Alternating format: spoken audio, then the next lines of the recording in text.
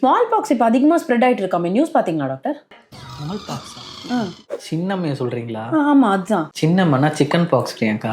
அவங்களுக்கு மட்டும் இல்லைங்க, எல்லாருக்குமே சொல்றேன். ஸ்மால் பாக்ஸ் நம்ம உலகத்துல இருந்து போய் ரொம்ப நாள் ஆகுது. அதை நம்ம பெரிய அம்மைன்னு சொல்லுவோம். சிக்கன் பாக்ஸ் யூஸ்வலா குழந்தைங்களுக்கு தான் நிறைய வரும், பட் பெரியவங்களுக்கும் டெஃபினட்டா வரலாம். அண்ட் அது வந்துருச்சு அப்படின்னா அது ஈஸியா ஸ்ப்ரெட் ஆகக்கூடியது. அது வந்து ஒரு வைரஸ்னால பரவுறது தான், வெர்ஜெலா ஜோஸ்டர் அப்படின்னு சொல்லுவோம். ஸோ இன்ஃபெக்ட் ஆனவங்க தும்முனாலோ இல்லை இருமுனாலோ அவங்க செக்ரிஷன்ஸ் இல்லை அவங்களோட திங்ஸ் யூஸ் பண்ணா வீட்டில் இருக்கவங்களுக்கும் வரதுக்கான சான்ஸ் நிறைய இருக்கு. ஸோ அதனால அந்த மாதிரி இருக்கும்போது அவங்களை கொஞ்சம் ஐசோலேட் பண்ணி வைங்க. அண்ட் அவங்க திங்ஸ்லாம் நிறைய யூஸ் பண்ணாதீங்க. ஹேண்ட் சானிடைசர்ஸ்லாம், ஹேண்ட் வாஷ்லாம் நிறைய பண்ணுங்க. இருக்கிறவங்க எல்லாருக்கும் தெரிஞ்சது தான், அந்த கொப்பளை மாதிரி வரும், அதில் அரிப்பெல்லாம் ஏற்படும், அதை தயவு செஞ்சு உடைச்சிடாதீங்க. அந்த மாதிரிலாம் இருக்கும்போது சிம்பிளான ஒரு மெடிசன்ஸ் அண்ட் ஃபீவர் வரும்போது அது ஃபீவருக்கான மெடிசன்ஸ், அந்த கொப்பளத்துக்கு டாக்டர் கொடுக்குற அந்த ஒரு க்ரீமோ லோஷனோ தடவினாலே போதும். அண்ட் ஒரு 2 வீக்ஸ்ல மோஸ்ட்லி அது சரியாயிடும். பட் ஒரு சிலருக்கு கொஞ்சம் அதிகமாக, எஸ்பெஷலி வந்து நம்ம உடம்புல சத்து கம்மியாக இருக்கும், இம்யூனோ காம்ப்ரமைஸ் சொல்லுவோம், அவங்களுக்கு, வயசானவங்களுக்கு, ரொம்ப சின்ன குழந்தைங்களுக்குலாம் வந்து பிரெத்லெஸ்னஸ் வரதுக்கான சான்சஸ்லாம் இருக்கு. அதாவது மூச்சு திணறல், லங்ஸ்ல இன்ஃபெக்ஷன் அதெல்லாம் வரும். ஸோ அந்த மாதிரி இருக்கவங்களுக்கு மட்டும் ஹாஸ்பிட்டல் அட்மிட் பண்ணி பார்க்குற சிச்சுவேஷன் வரலாம். மற்றபடி